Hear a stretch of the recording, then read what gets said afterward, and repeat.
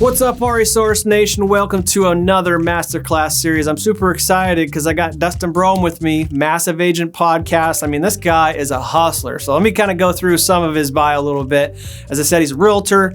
He runs Massive Agent Podcast. If you haven't tuned into that, you need to tune in. We'll put a link in the comment section below. He writes for Housing Wire. Really cool. He's a national speaker, real estate marketing and lead generation pro and coach.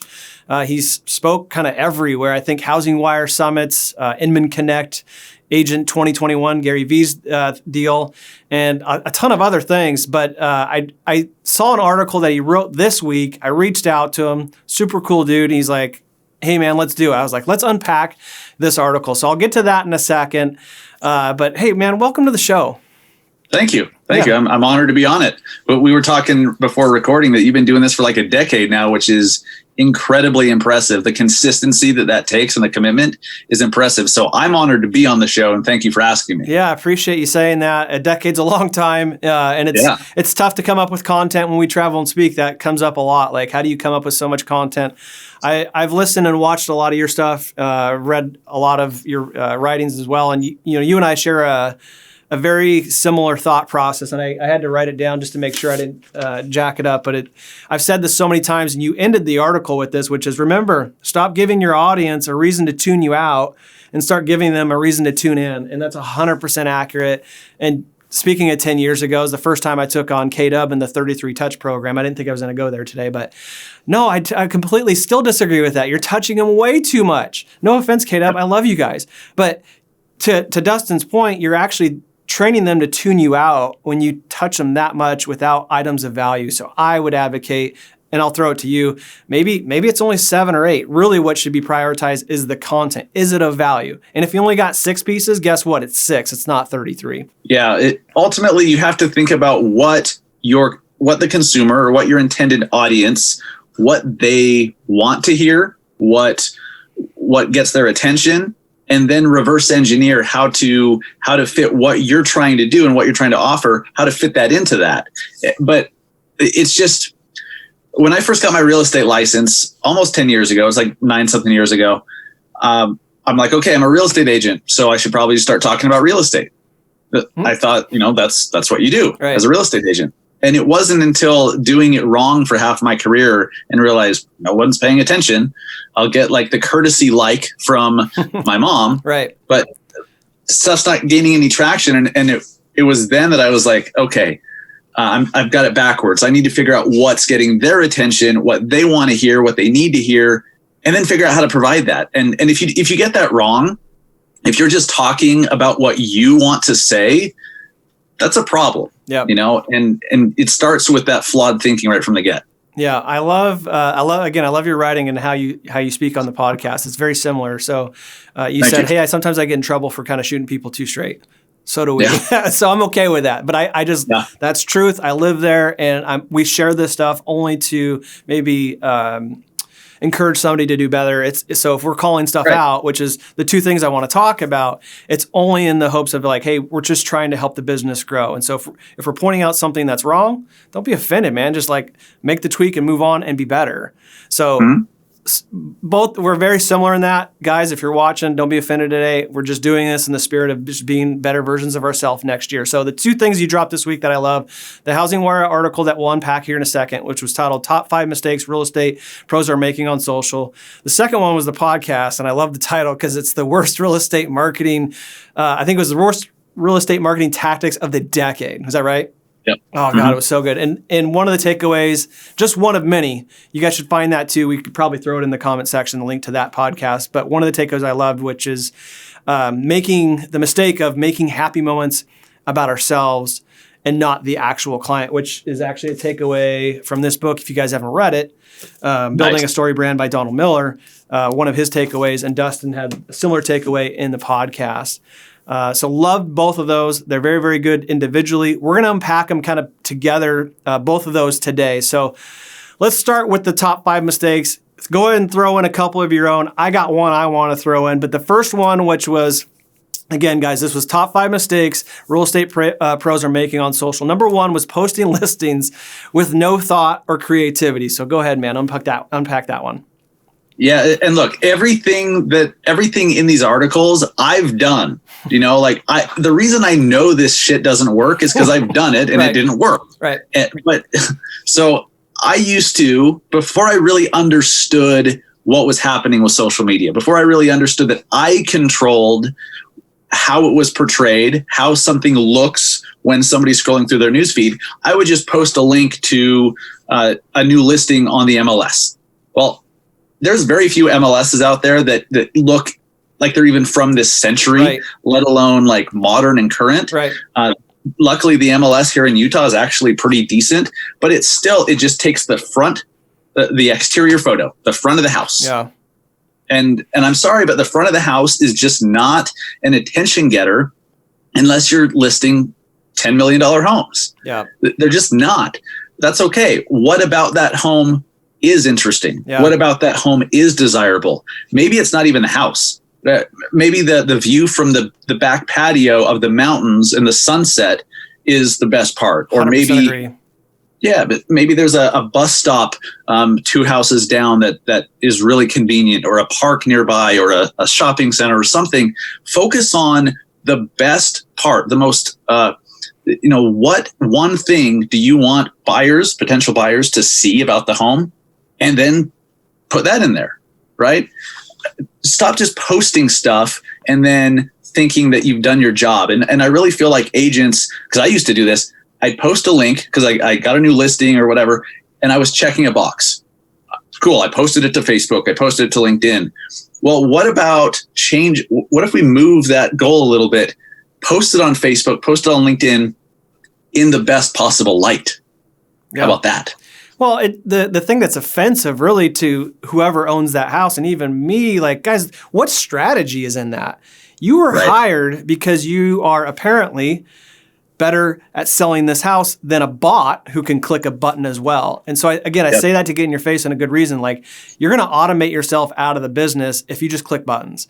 But back to Dustin's point, what was the strategy? Was it maybe a completely different photo that would have attracted eyes? Because you know what this is? I call it the deadly scroll. And it's hard to stop that when you're on a phone. And I promise you, to Dustin's point, just adding, a syndicated link won't do that. But maybe a beautiful sunset picture or whatever will. And that's still difficult to stop. Everybody's doing that. They're sitting on their couch or in their bed scrolling. And you got to stop. You got to think about the end result. Like, my end user is going to be scrolling through thousands of posts.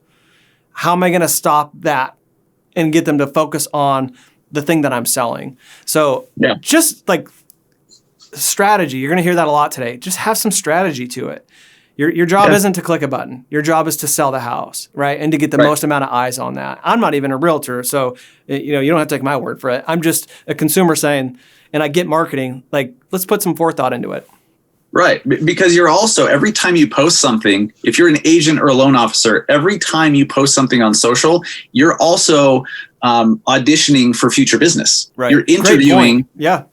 You're interviewing for future jobs. You just don't know that you're doing that. Love that. So if you post a bunch of crap that just looks terrible, isn't exciting, you just post a link with no caption, like there's no video anywhere, there's no nothing, and then you go into a listing presentation, if you get it, and if you get the opportunity, and claim that you're a marketing expert. Yeah. No, you're not. Yeah. I mean, that 2019, we talked about a lot on the show, and it was talked about in the industry of, lenders and realtors being phased out, or, being taken over by a Redfin or an iBuyer or a Quicken. Those are things that can help you separate yourself, to insulate yourself from being automated out of this business. And you just got to be better than the bots. And that's one simple way that you can be better than the bots. Just a quick little takeaway. So number two, I love this because loan officers struggle with this too. And it was talking over consumers' head using industry jargon. So on the LO side, and I'll let you talk on the realtor side, loan officers are guilty of like calling up a borrower and saying, hey, we need an LOE for this because of the CLTV. It's all acronyms. First of all, guys, they have no idea what those acronyms mean. So let's use some language that they understand. So LOE in mortgage world is a letter of explanation. And so I hear it all the time. I was like, you guys need to slow down. They don't live in the same world that you live. I know you do. Maybe you close 200-300 transactions a year. And so that's a phone call you make 10 times a day. That person doesn't, though. So I don't know what that looks like on the real estate side, but I 100% agree on the lending side. Yeah, you have to speak the audience or speak the language of your audience. As simple as that. And if your audience is other loan officers, cool. Use jargon that other loan officers will understand. Right. But if you're trying to get new business, you're trying to get new clients, your audience is the consumer. They may have heard the term FHA or conventional or VA or whatever. They've heard the terms and understand that they're mortgage programs, but they don't understand what those programs mean to them. And they don't understand the differences of them. They don't understand which one would be better for them in their particular situation. It's just they hear FHA, VA, conventional, and they're like, mortgages. Remember who you're talking to. I get such a bug up my ass about this every time loan limits are raised. Right. Because which they just were, so you saw a ton of posts, right? Exactly. Yeah. And that inspired this article. Yeah. And I'm sure it'll inspire future articles. But I see LOs do this, and then realtors just share it because they're like, oh, it's content. Well, it's content no one understands, and you're making people think you can't relate to them or they can't relate to you because you're speaking over their head. What's a loan limit? Exactly. Consumers are probably going, I didn't even know there was a loan limit. Like, it got increased. Right. What does that mean? What does that mean? Like, how does that affect me? Yeah. And loan officers, remember too, realtors don't even understand this stuff. Yeah. Like, they don't understand what a conforming loan is. Right. I barely understand what a conforming loan is, and I've studied up since I wrote the article. Yeah. I mean, I know what it is, but 9 out of 10 agents probably don't. They're like, oh, it's a conventional loan. But they don't understand. So remember, just because you understand something as an industry insider doesn't mean your audience does. Yeah. So act like it, speak their language, and then they're going to see you as a teacher. They're going to see you as someone who can educate them and guide them through the process and advise them. Otherwise, you're just some pompous ass that doesn't know how to, that can't help them. Yeah. We kind of just wrote the script. So many people shared the loan limit thing, right? Yeah. And to your point, the consumer probably didn't know what that meant, but you just gave them a great script. Like, go to video, huge video advocate, obviously. Hey guys, loan limits increased. Now, what the hell does that mean? Let me tell you. Why is that important? Let me tell you. Now, I can see that actually working versus just a random forward and share that they don't really know what that means. And since they don't know what it means, they're probably not going to take the time to write whatever article you attached. But a 30-second video explaining that, 100%. Like, even to your point, even realtors will go, oh, God, I've seen like 100 posts on that, but now I know what that means. Right. Yeah. Agents understand FHA, VA, conventional, kind of. Yeah. But they don't know what a conforming loan is. They don't know what FHFA is. Right. So if you're sharing that for you, really, it's their job as a real estate lenders is in lending, right? So they stay in their lane type thing. But if you're going to create content, to your point, it has to make sense. And it's back to the thing that you wrote, which is stop using so much industry jargon. Just be an educator and explain things on their terms. Good friend of the show is Barry Habib's like one of the smartest guys you'll ever meet. But if you talk to him, he explains stuff at such a high level to really anybody in the room, whether you're a loan officer, consumer, or realtor. And that always pushed me to be a better communicator. Like for the last 10 years, like, man, I want to be able to communicate like that.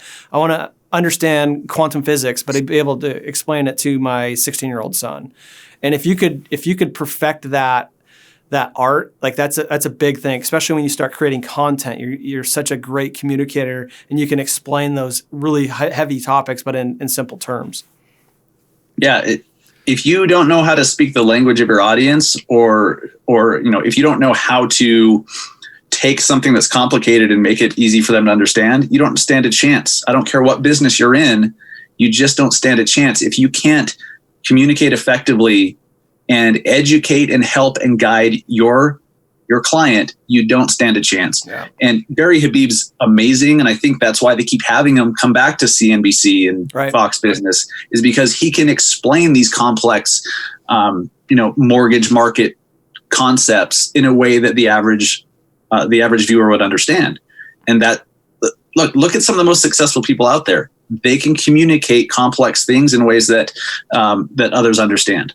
Yeah, and even misconceptions, he's great at that. Like, hey, you're gonna hear the media talk about Feds cutting rate, and let me tell you why that's wrong. And then he goes into like what the real story is. It's brilliant. It's creative, one of a kind content, and I think that it's one of the reasons why he's been around for so long, and he's still relevant. So many years later. And he has great hair. That kind of goes into number 3, which is talking too much about real estate and lending. Now, I think realtors kind of have an advantage here because nobody wants, mortgages aren't sexy. Nobody wants to talk about them. The only time you think about it is when you buy a house, which is once every 4 or 5 years. At least real estate's cool to look at and a little bit more sexy. So it's tougher for loan officers, I think, to create content. If I were a realtor, I'd feel like it'd be a little bit easier because I can sell the sizzle, I can sell the sexy. So what were you talking about for number 3, talking too much about real estate? What was your point there? If that's all you talk about online is real estate, you're tuning people out. People that would have eventually liked to work with you, but they're not ready right now. Like most people are not at this moment actively looking to buy or sell property. Yeah, they're not, but they will be at some point. So if you cause them to tune out because that's all you do is go on Facebook Live every weekend to talk about your stupid open house or rates did this today. Right. Here's today's market update. Nobody cares about the day-to-day fluctuations of interest rates. I'm sorry. They don't care. Yeah. Consumers do not care. Right. Most realtors do not care. So I actually think LOs have somewhat of an advantage here because you're right. Mortgages and rates and bond charts are not sexy. So realtors are like, well, everyone likes to see pictures of beautiful homes. Well, sure, to a certain extent. But if that's all you're doing, then you are tuning people out who don't care at that moment. I think you should be talking about real estate or mortgages 10% of the time or less. 10% of the time or less. So what's that other 90 look like then? The community. What's going on locally? Love it. Your personal life. Who are you? If you go rock climbing with your kids, show that. Let people make personal connections with you. That's why people are on social media, is to be social. And the personal connections that can be made on social are so powerful, but that cannot ever happen if all you talk about is your new listing or interest rates or whatever, or the 5 reasons to buy a house before the end of the month because it's the best time to buy ever. Yeah. It's always the best time to buy, strangely. And right. You're just tuning people out. It's more stories, man. For the 90% that you're not talking about real estate, more stories. I listened to your 42-minute podcast yesterday, and out of the 42 minutes, I connected most when you started opening up about your personal story. It wasn't really... Sure. It was obviously real estate was attached to it because it's a part of who you are, but it was about kind of 10 years ago and what you went through with you and your family and your wife. And I was like, that's, people connect to that. I agree. It's social. Yeah. Social is no different than meeting a person live at coffee. You wouldn't sit there and just be like, great time to buy. And, you would exchange conversations and stories and ask how you're doing. So social media can be that, guys. It just unfortunately has turned into this vomit of always buying and selling, and rates are always great. A great point about the mixing in the personal, more storytelling. 100% agree with that. It doesn't always have to be rates are great and a great time to buy. It kind of goes into don't do that. Number 4 and 5 that I think are similar. So if we have a story to tell, if we're on social, you talked about being authentic, which I 100% agree, and not really reading from a script, not staring directly at the camera for 20 minutes. So we've talked about this, as you mentioned, for 10 years, and I 100% agree. But what are your thoughts on just the authentic piece of that on social and video? I think those that are trying to figure out ways to read from a script. It's funny. I had some people who read that and they were pushing back. They're like, but there's this teleprompter that goes right over the camera and it looks like you're looking at the camera and I can read it so it sounds authentic. You're still reading. Okay. To me, the most powerful thing about social media is the ability at scale to have to let people make a personal connection with you. Okay. All the other stuff leads to that. Right. Okay? Everything you put out, all the content, and making it about the community so people keep tuning in over and over to learn about the community, and then you're branding yourself as the local expert, and 2 years from now when they're ready to sell, they think of you first. All of that goes to this personal connection.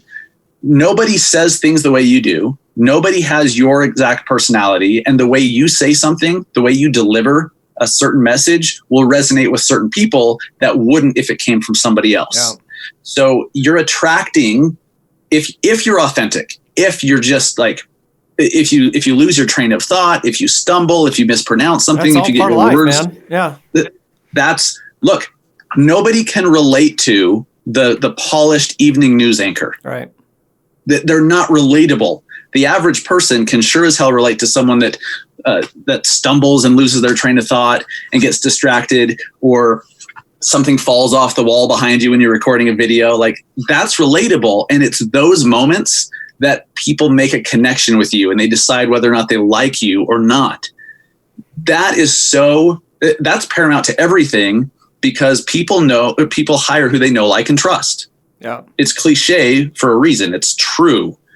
And if you're not yourself, if you're reading from a script and you lose those little teeny subconscious or psychological triggers or something, right, you're really missing a lot of the upside to social media. When you're yourself and you say things the way you say them and you stumble and all of that, if you're rough around the edges, you will attract people who like you. Yeah. And when you attract the right customer, business gets fun, because you're working with friends and you're similar, right, and they already know who you are. You're not going to get super analytical nerds when you yourself are not detail oriented and you're super laid back. Oddly enough, like what you said is the very reason why so many people don't get into video, which is crazy to me. It's such a great point. Like, RC and I have helped so many people over the last decade get into video, but their first resistance to it is it's got to be perfect in the background and what I say. And it's like, no, if you just listen to what you just said for the last couple of minutes, it's 100% right. Just be your imperfect self. It's fine. It's okay. Don't worry about it. Stumble, mess up. Guess what? You can do it again tomorrow. It's not the end of the world. So for people that have thought about video and they've let that insecurity stop them, get over it, guys. Listen to what Dustin just said. Like, just be you. And it doesn't have to be perfect. You will attract people just like life, like-minded people attract, right? So that's going to happen. And I 100% agree. I remember when business became fun for me. I remember when I wasn't under a thumb of a realtor or a builder or a company. And I remember when I could work with people that I wanted to. And when I met people that I didn't connect with, hey man, we're not a great fit, no hard feelings, have a good one. Deuces. Right. And I felt so good because I was working with people that had mutual respect for me. I liked them, they liked me. And it was a fun business. It wasn't like I was just a means to an end for somebody. And I encourage you, that's such a fun place to get in your business. If you're not there, it's such a freeing place to be there, man. And you don't have to live, I need this next check to pay my bills. No, none of that. Like, you get to, you have the freedom to kind of be you, work with whoever you want. And if you don't like that referral partner, guess what? You don't have to work with them. Right. Yep. This is something that I learned the hard way, and I learned through experience, but something that my mentor, when I first got into the business as a real estate agent about 9+ years ago, he said, sometimes the best client is the one you never work with. Yeah. Yeah. And that stuck with me. Yeah. I didn't know what it meant until I had one of those nightmare clients that sucked so much of my energy and so much of my time. And I just dreaded every time I saw a call from them or whatever. And then I realized I don't have to work with them. Like, I'm obviously not a good fit because we're not getting along. Like, they're looking for someone else. Like, you're also helping them by saying, hey, I'm not the best one for you. Let's find you someone who is. Yeah. And now you're freed up to work with those who are more, who are just a better fit. And when you work with those who are a better fit, you're going to enjoy the business. You're going to create long-lasting relationships with those people, which, leads to more referrals over time than the one-time transaction that you don't get along and you're just glad to part ways with. Yeah, I'm gonna wrap this up, but one last point on that. I just spent the day with $50 and $100 million producers, and they all had a story just like that. So guys, if you're afraid to let that referral partner or client go, these are like the top of the top of the top in our business said, I remember when I was able to say, hey, Mr. Referral Partner, Mrs., we're not a great fit. And they were afraid because a lot of them shared stories where they were 20% of their business. That's a huge hit. And instead of seeing the business slow down, guess what happened? All of them, 100% said their business increased. And so they were so afraid to let that person that maybe it was a real estate company they worked with, an entire company, maybe it was an entire builder, but it wasn't a good fit. And when they let it go, the business increased. So if you're envisioning somebody right now, I just share that to encourage you that there is light on the other side, and, do what you think is best and where you're going to be happy.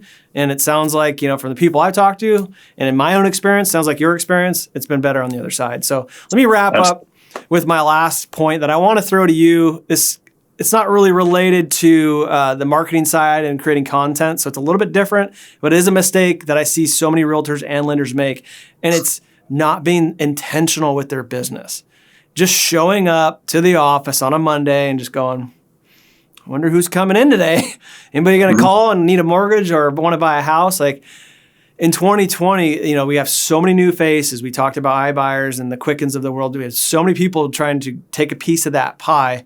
I really believe that 2020 has got to be the year of being super hyper intentional with your time and running your business like it's a business. It's insane. Like if you use an analogy, like if I was a self-employed person that ran a gas station and I used the same strategy that most of our loan officers and realtor friends do, could you imagine that? That's like showing up, I forgot to load gas in the gas station. I forgot to mark it. So I hope people show up at the gas station today. Like, we would never do that, right? But for some reason, that's pretty consistent in the real estate and lending world. So guys, we can't do that anymore. We are all self-employed. We have to run our businesses like a business because they are. And the 3 C's, that's the show that we shot this year that I'm most proud of. Run your business with the 3 C's. Be creative. Once you've got a creative idea, strategy, whatever, be a critic. Run that idea through the gauntlet. If it survives the gauntlet, and this is the biggest one of the 3 C's, be your harshest critic, then you become a crusader and you run and you just totally believe in that strategy, that idea, and run with it. But so many of us miss that critic phase. And so that's the big takeaway, guys. In 2020, hyper intentional and criticize your own idea. Sometimes we come up with something, sounds amazing, we sleep on it, the next day, it's not. That's okay. That's okay. That's one of the best things that you can do. You can siphon out some of those bad ideas. So I wanted to sneak that in. Any thoughts on being hyper intentional in the 3 C's for 2020? I'm so glad you mentioned that, Ryan, because it's so easy as agents and loan officers. We have to wear all the hats. We're bookkeepers, we're accountants, we're marketers. Mm-hmm. We do the deals, like we meet with the clients. We do everything in our business, right? And so it's so easy to get busy just doing all the repetitive little things and responding to, clearing your Facebook notifications and responding to messages all day. That in and of itself isn't necessarily a bad thing. Right. You need to do that stuff. I get most of my business from social media, so I'm not saying that's bad, but you control when you do it and how you do it. Yeah. Is the goal to be busy, or is the goal to be productive and accomplish shit? Yeah. It's not to be busy. Right. So yes, be intentional. And it starts with just being conscious of how you spend your time. And that's something I'm constantly refining personally, because sometimes I'll be like, oh crap, I just wasted 2.5 hours doing something that really didn't move the needle forward. Yeah. I think I just combined 2 analogies, but you get what I'm saying. Yep. It didn't really do much, but at least I cleared those notifications. I like your point about what the goal. I just told a realtor friend of mine, he was really excited and he did a really good job with the video. I said, I want to remind you, the goal wasn't to post a video. The goal was to sell a house. Did you do that? Because so often we forget what the goal is. And it's like, well, my goal was to produce a piece of content. Okay, but why did you produce a piece of content? Are you a chiropractor trying to attract, new patients? Are you a realtor trying to sell a house? Are you a lender trying to attract lending business? So remember what the end goal is in mind. It's not just to put a video out. It's not just to write a piece of content. It's to sell whatever you're selling. Yes. Yep. And to keep that perspective in your head all day long is so valuable. Yeah. And so something that I've started doing is I set reminders for myself every 2 or 3 hours that just says, audit, audit what you're doing. What are you spending your time doing right now? What have you spent time doing today? And maybe that's a good tip for you. Maybe not. Maybe you just need like a little, tape a little quote up on your laptop that you can look at that reminds you to be intentional. But the word that you chose, Ryan, intentional, is perfect. Yeah. if you intentionally do things throughout the day, you're going to reach your goals because you did those things. They didn't do you. Right. You know, you're controlling your day and what happens rather than your day controlling you. Love it. And that, if you can create a habit around that, 2020 is going to be incredible for you. Yeah. I love it, man. I appreciate you being on the show. We'll certainly have you again. I hope you guys enjoyed it as well. If you have any questions for Dustin or I, put it in the comment section below. I know that we'll both respond. He'll be kind enough to respond. Hey, guys, this is all for the benefit of everybody watching. Let's crush it in 2020. I know that we can. And we'll see you guys next week. See ya.